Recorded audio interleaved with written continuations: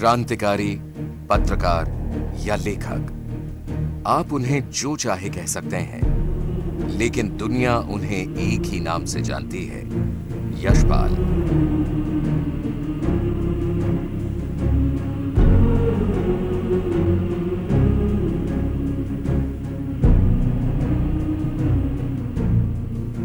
शायद ये जिंदगी की तलखियों का दिया सबक था, जिसके सहारे यशपाल ने बंदूक उठाने वाले क्रांतिकारी से लेकर कलम के सिपाही तक का सफर तय किया।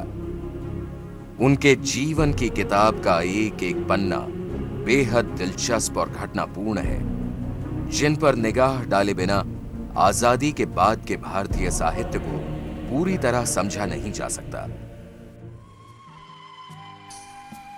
बचपन की घटनाएं पूरे जीवन पर असर डालती हैं। यशपाल के जीवन की दिशा तो बचपन की घटनाओं ने ही तय की। गरीबी, बीमारी, मां का संघर्ष और भारतीय जनता से अंग्रेजों का व्यवहार, इन सब ने यशपाल के दिल में जो बेचैनी भरी, वो उम्र भर उनके साथ रही। इसी बेचैनी ने उनके जीवन को एक मकसद दिया। वो मकसद था जुल्म के खिलाफ आवाज बुलंद करना। मैं उनको आंकूंगा ऐसे लेखकों में जिनमें जिंदा रहने की सलाहियत है, क्योंकि उनकी बॉडी ऑफ लिटरेचर में ऐसी कुछ चीज़ें यकीनन हैं जो हर समय की बदलती हुई धुरी पर अपनी मानवीयत, अपनी रेलेवेंस को जता सकती हैं। 1903 में काशीपुर में पैदा हुए यशपाल को उनकी मां प्रेम देवी आर्य समाज के तेजस्वी प्रचारक के रूप में देखना चाहती थी। इसलिए उनका लड़कपन गुजरा गुरुकुल कांगड़ी में। गुरुकुल के कड़े अनुशासन, निर्धनता और लगातार बीमार रहने की वजह से यशपाल के तेवर उग्र होते गए। देश की जनता पर हो रहे अंग्रेजों के जुल्म ने उनके स्वभाव को बागी बना दिया।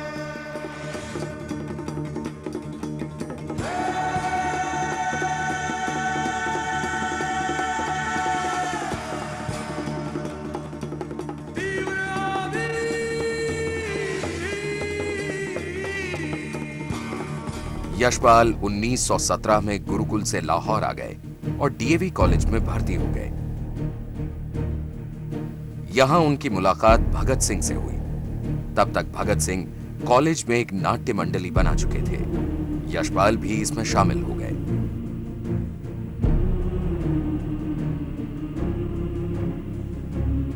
गुलामी की वजह, आम आदमी की बेहतरी के लिए अपने शासन की जरूरत और कलम की अहमियत, ये मुद्दे थे जो इन नौजवानों के लिए अपनी जिंदगी से ज्यादा अजीज थे। इन मुद्दों से यशपाल जीवन भर जूझते रहे, उनकी पड़ताल करते रहे। ख्वास और अवाम दोनों से उनका संवाद बना रहा। इसने उनके तजुर्बों के दायरे को विस्तृत किया। इस तरह के अनुभवों ने ही उनके लेखन को विश्व स्तरीय बनाया। यशपाल का जो जीवन जीने का क्षेत्र था वो बहुत बड़ा था। उसमें बहुत भिन्नता थी, मल्टीप्लिसिटी थी,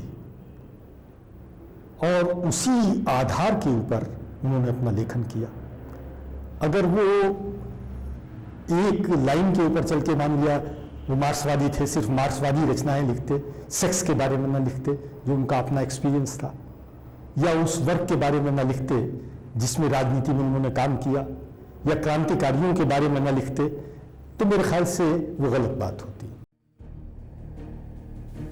भगत सिंह की गिरफ्तारी के बाद यशपाल ने वॉइसरॉय को खत्म कर देने की ठान ली।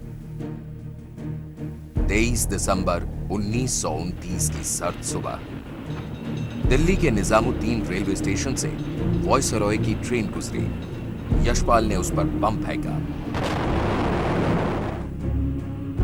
लेकिन कोहरे की वजह से चूक हो गई और वॉइसरॉय बच गए। चूंकि यशपाल सैनिक अधिकारी के वेश में थे, इसलिए पुलिस को उन पर शक नहीं हुआ।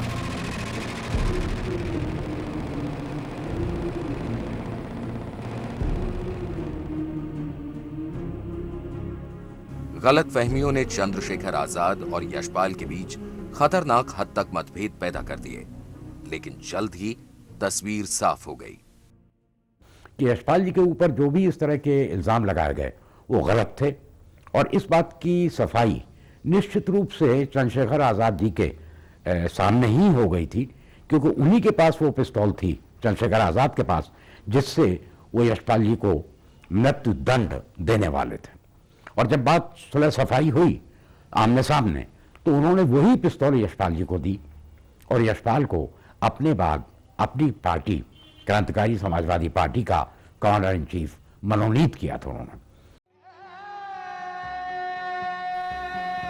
इलाहाबाद उन दिनों भूमिगत क्रांतिकारियों का एक केंद्र बन गया था।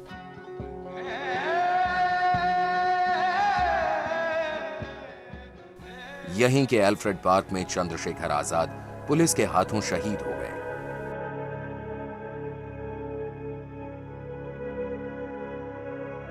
इसके बाद यशपाल भी ज्यादा दिनों तक नहीं बच पाए और उन्हें गिरफ्तार कर लिया गया। यशपाल पर मुकदमा चला और अंग्रेज हुक्मरानों ने उन्हें उम्र कैद की सजा सुनाई। गुनाह था गोरे साहबों की गुलामी के खिलाफ आवाज उठाना।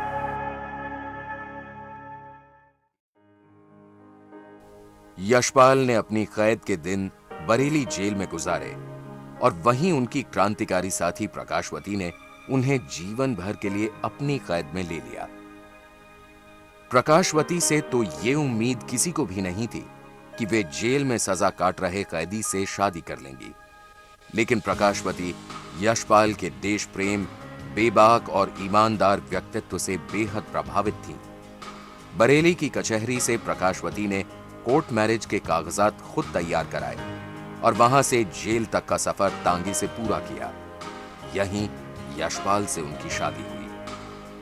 प्रकाशवती से मुलाकात से पहले यशपाल पर एक ही महिला का प्रभाव था और वो थी उनकी मां, जिनका संघर्ष यशपाल के उपन्यासों और कहानियों के नारी चरित्रों में कई जगह दर्ज हुआ है। यशपाल की नारी वो भारतीय नारी है जो उनकी माँ है, जो जिम्मेवारी समझती है, जिम्मेवारी निभाती है, डिसीजन मेकिंग करती है और समाज की नेता बनती है, समाज के पीछे चलने वाली नहीं बनती। 1938 में यशपाल जेल से रिहा कर दिए गए और फिर हुआ ये कि बारूद से दोस्ती रखने वाला ये शख्स बेहद धारदार लेखक के रूप में उभरने लगा।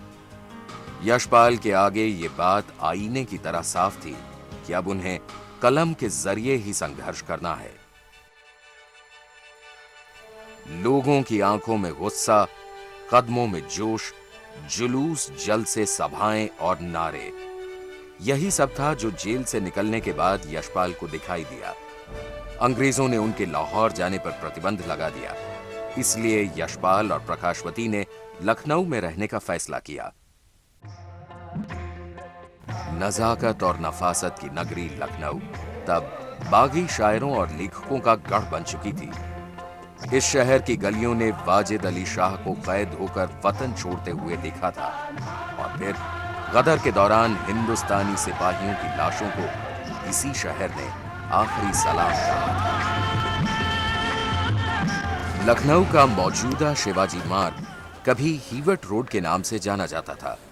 इसी सड़क पर 21 नंबर के मकान को यशपाल ने अपना आशियाना बनाया और शुरू हुआ जिंदगी का एक नया दौर। यहां से यशपाल ने हिंदी में विप्लव नाम से साप्ताहिक पत्रिका निकालना शुरू की। जल्द ही उसका उर्दू संस्करण बागी भी निकला। यशपाल जैसी सोच रखने वाला आदमी पत्रिका निकाले तो उसे विदेशी सरकार कैसे बर्दाश्त करती। साल भर बाद ही पत्रिका पर सरकारी कहर टूटा और उस पर रोक लगा दी गई।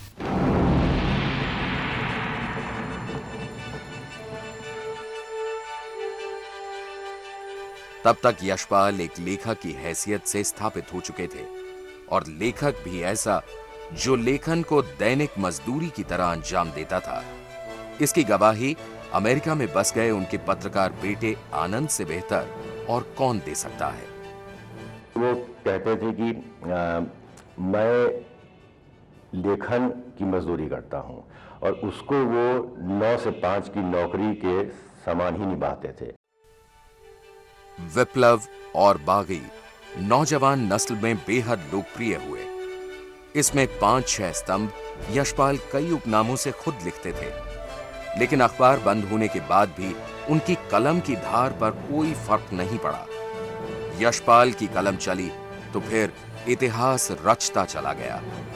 दादा कॉमरेड और दिव्या जैसे उपन्यासों की रचना, कई असरदार कहानियां और लेख यशपाल को स्थापित करते गए। उन्होंने करीब 150 कहानियां, 12 उपन्यास, 2 यात्रा संस्मरण, विदेशी भाषाओं के 3 उपन्यासों और कई निबंधों के अनुवाद, सैकड़ों लेख, व्यंग और निबंध लिखे। लेकिन यशपाल जिस वजह से साहित्य में अमर हुए वो उनका उपन्यास था झूठा सच, भारत विभाजन का साहित्यिक दस्तावेज। झूठा सच बिल्कुल एक अलग तरह का मास्टरपीस है, और इस मास्टरपीस का अगर वेस्टर्न लिटरेचर में मुकाबला किसी से किया जाए, इसके कैनवास की वजह से और इसके फैलाव की वजह से, तो वो वार एंड पीस है। सिवाय वार एंड पीस के कोई दूसरी चीज जहन में आती नहीं है। यशपाल के झूठा सच में जो कुछ है वो उन्होंने न सिर्फ देखा और महसूस किया, बल्कि बर्दाश्त भी किया। विभाजन के समय उन्होंने इंसानी रिश्तों का ताश के पत्तों की तरह बिखरना देखा। एक नए मुल्क का जन्म हुआ। ये इतनी बड़ी घटना थी जिसने न सिर्फ अपने समय के साहित्य पर असर डाला, बल्कि नए साहित्य को भी जन्म दिया। और विभाजन को लेकर लिखे गए उपन्यासों में यशपाल के झूठा सच ने अपना अलग मुकाम बनाया। झूठा सच को इतिहास के दस्तावेज की तरह सच्चा बनाने के लिए यशपाल इसे लिखने के दौरान ऐसे सैकड़ों लोगों से मिले जिन्हें विभाजन की त्रासदी झेलनी पड़ी। वो मेरी माँ से झूठा सच की जब वो लिख रहे थे, मेरी माँ से आके लगातार बात करते रहते थे, क्योंकि मेरी माँ के परिवार में 7 बहनें थी और 3 भाई थे। एक बहुत बड़ा परिवार था, पंजाबी परिवार, कि किसी के मरने पे क्या कुछ होता था। और अगर आपने झूठा सच पढ़ा हो तो झूठा सच शुरू ही उस कहानी से होता है कि लोग स्यापे पे गए हैं। लखनऊ के हजरतगंज का ये कॉफी हाउस नई नस्ल के लिए भले ही दिलचस्पी की वजह ना हो, लेकिन 60 के दशक में यहाँ हिंदी और उर्दू के दिग्गज साहित्यकार और राजनेता शाम गुजारने के लिए इकट्ठा होते थे। इनमें यशपाल की मौजूदगी सबसे असरदार रहती थी। कॉफी हाउस के लोगों को वो दौर आज तक याद है। कोई राजनीति के बहस शुरू होती थी, सब लोग अपना अपना शुरू करते थे, और इतनी जोर होता था कि काफी शोर मत मालूम हो रहा कोई झगड़े कर रहे हैं। झगड़ा नहीं हो रहा था, मगर मालूम हो रहा था कि झगड़ा हो रहा। ठाट बाट से कॉफी हाउस में आने वाले यशपाल अपने पहनावे को लेकर बेहद जागरूक रहते थे। जाड़ों में सूट और बूट तो यशपाल की पहचान बन गए थे। यशपाल जी मूलतः सुरुचिपूर्ण और परिष्कृत रुचि के व्यक्ति थे, क्योंकि मैंने भी बचपन से और उसके बाद कम से कम 20-25 साल उनके साथ गुजारे। उनको मैंने कभी भी मैले कपड़ों में नहीं देखा। उनको अच्छे कपड़े पहनने का शौक था। अच्छे कपड़ों से ये अर्थ नहीं कि कीमती कपड़े हों वो, लेकिन अच्छे सिले हुए हों और साफ हों। यशपाल का ये रखरखाव उनकी गहरी दोस्त और बीवी प्रकाशवती ने अपने जिम्मे ले रखा था। हालांकि प्रकाशवती बेटे आनंद और बेटी की जिम्मेदारियों में भी व्यस्त रहती थीं, पर घर गृहस्थी के झमेलों के बावजूद साहित्य में उनकी दिलचस्पी कम नहीं हुई। किताबें पढ़ने और साहित्यिक मुद्दों पर यशपाल से चर्चा करने का समय वो निकाल ही लेती थीं। झूठा सच के प्रकाशन के बाद यशपाल पर बार बार आरोप लगे कि वे नारी चरित्रों को लेकर जो कुछ करते हैं उसमें सेक्स ज्यादा होता है, जबकि यशपाल ने हर बार स्पष्ट किया कि उन्होंने स्त्रियों की मजबूरी, संघर्ष और शोषण के जिक्र के साथ मर्द औरत के बराबरी के हक की वकालत की है। आदमी और औरत का रिश्ता है, मैन वुमन रिलेशनशिप, उसको वो मार्क्सवाद की दृष्टि से देखना चाहते हैं। और जो मिडिल क्लास मोरालिटी है हमारी, उसको बिल्कुल वो स्ट्रिप कर देते हैं। उसके तमाम ट्रैपिंग को हटा के हर तरह की रियाकारियों को और झूठ को सेक्स से हटा के रिश्ते को, इंसानी रिश्ते को मर्द औरत के, वो मर्द औरत के रिश्ते के तौर पर रखते हैं। जब उन्होंने दिव्या जैसा उपन्यास बौद्धकालीन वक्त का उठाया तो उसमें भी उन्होंने, उस समाज में भी उन्होंने नारी की अंतर्मुक्त यानी चेतना और उसकी मुक्ति का सवाल उठाया।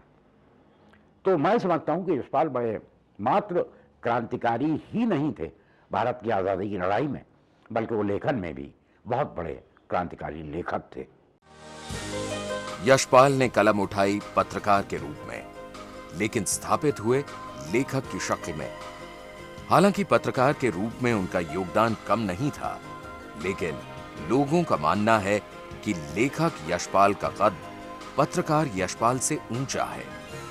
यशपाल जी एक बड़े लेखक थे, इसके बारे में दो राय नहीं हो सकती हैं। पत्रकारिता में उनका योगदान इतना बड़ा नहीं माना जा सकता है, और मुझे लगता है कोई भी बड़ा लेखक काफ़ी जल्दी ये जान लेता है कि उसका जो मूल ध्येय है वो किस प्रकार के लेखन में छिपा हुआ है। और एक बड़े और इंटेलिजेंट लेखक के रूप में यशपाल जी ने जल्दी ही समझ लिया कि पत्रकारी लेखन की अपेक्षा फिक्शन राइटिंग और अन्य प्रकार का साहित्यिक लेखन उनके लिए अधिक मौजूद रहेगा, और ये उनका सही चुनाव भी था। यशपाल ने जो भी लिखा उसमें ये खासियत रही कि उनके लेखन से सामाजिक सरोकार कभी अलग नहीं हुए।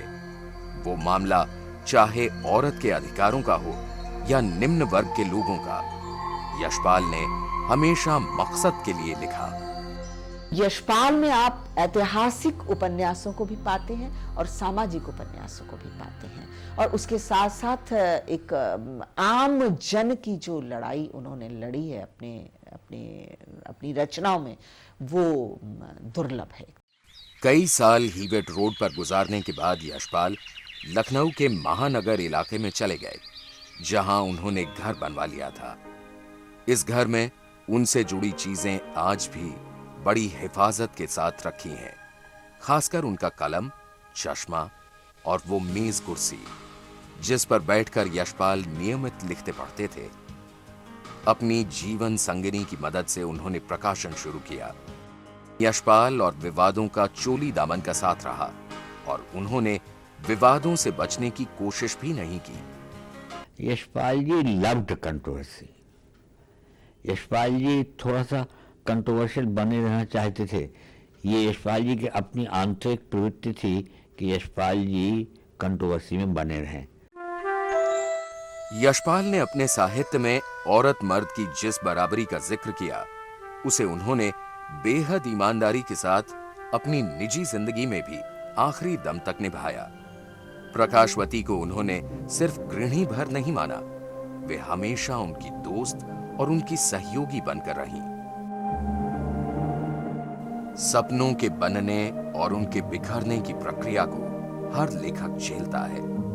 यशपाल के साथ भी यही हुआ, लेकिन उनकी लेखनी में निराशा कभी नहीं आई। बेहतर और न्यायपूर्ण समाज के लिए उनकी कलम हमेशा चलती रही। वक्त जब करवट बदलता है तो सब कुछ बदल जाता है। यशपाल की आंखों के सामने भारतीय समाज के कई दौर बदले, राजनीति में उतार चढ़ाव आए। इन सब का उनके साहित्य से भी गहरा सरोकार रहा। नए लेखक नए मुद्दों और नई चिंताओं के साथ उभरे, और यशपाल ये सब देखते रहे। अनुशासित जीवन बिताने वाले यशपाल बढ़ती उम्र के साथ कमजोर पड़ने लगे, लेकिन लिखने की छटपटाहट कम नहीं हुई। महान लेखन की निशानी ये होती है कि उसे समय के दायरे में न समेटा जा सके। वो आने वाली पीढ़ियों के लिए भी उतना ही कारगर हो जितना कि जब वो रचा गया। यशपाल जैसे लेखक, कालजयी रचनाकार हमें ये प्रेरणा देते हैं, हम लेखकों को, कि केवल अपने समाज को आप अपने घर के कमरे में बंद होकर मत देखिए। यशपाल एक क्रांतिकारी सिपाही रहे, कैदी हुए, प्रकाशक बने, पत्रकारिता की जिम्मेदारी निभाई और हर मुकाम पर अपनी छाप छोड़ी। उनकी अहमियत जितनी एक लेखक के रूप में है, उतनी ही इस बात के लिए भी कि उन्होंने जो लिखा उसे जिया। तभी साहित्य जगत में यशपाल का कद हमेशा बुलंद रहेगा।